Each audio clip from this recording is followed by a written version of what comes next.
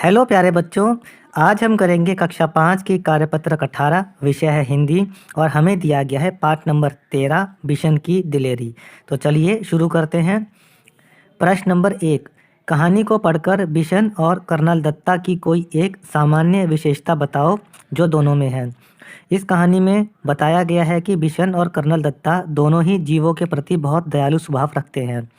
तो हम उत्तर लिखते हैं, बिशन और कर्नल दत्ता दोनों ही जीवों के प्रति दयालु स्वभाव रखते हैं। दोनों ने ही मिलकर घायल तितर की जान बचाई थी। प्रश्न नंबर 2, निम्न पत्तियों को देखकर पहचानो और बताओ कि वे किस पेड़ की हैं। यहाँ पर 4 पत्तियों के चित्र दे रखे हैं। आपको इन्हें देखकर पहचानना है और बताना है कि वे किस पेड़ की हैं। पहली पत्ती जो है वो नीम पेड़ की है, दूसरी पत्ती पीपल के पेड़ की है, तीसरी पत्ती केले के पेड़ की है और चौथी पत्ती आम के पेड़ की है।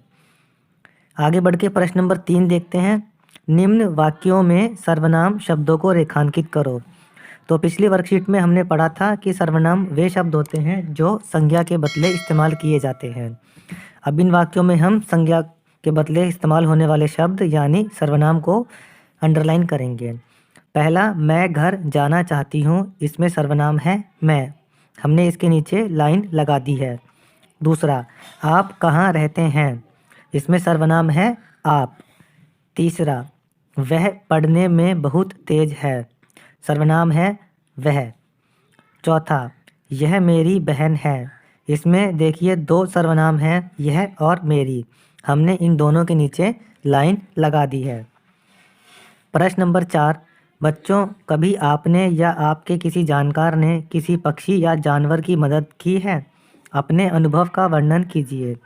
तो अगर आपने भी या आपके परिवार में किसी सदस्य ने किसी भी घायल पक्षी या जानवर की मदद की हो तो आप उसके बारे में यहाँ लिख सकते हैं। मैं अपना अनुभव ऐसे लिखता हूँ। एक दिन जब मैं विद्यालय से घर आ रहा था तो रास्ते में एक घायल कबूतर को देखा। वह पतंग के मांझे में उलझकर घायल हो गया था।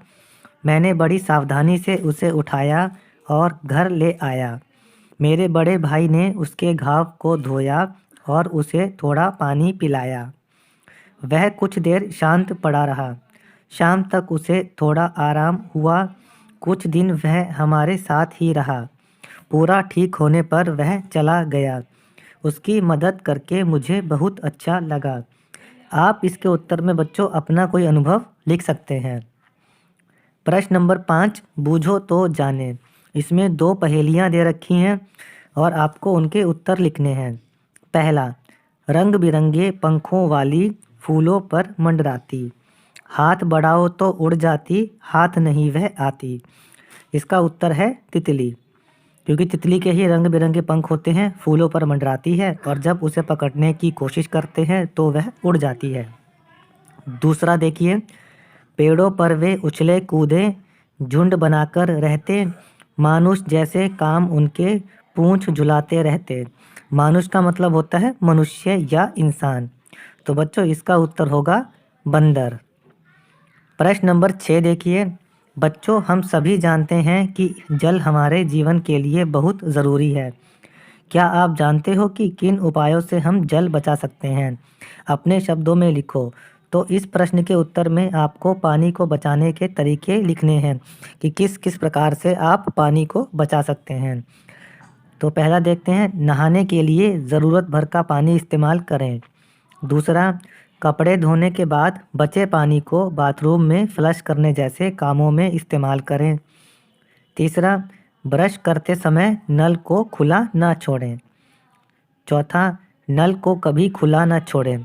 कोई भी नल अगर आपको दिखता है तो उसे बंद करके रखें।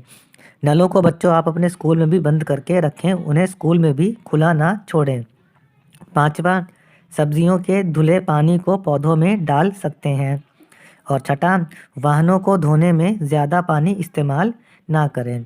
बच्चों आप इसके अलावा भी जो उपाय आपको आते हैं वे आप यहाँ पर लिख सकते हैं। ये हमने वर्कशीट पूरी कर ली है और सब्जेक्ट की वर्कशीट के लिए आप हमारे चैनल पढ़ो इंडिया को सब्सक्राइब ज़रूर करें। धन्यवाद।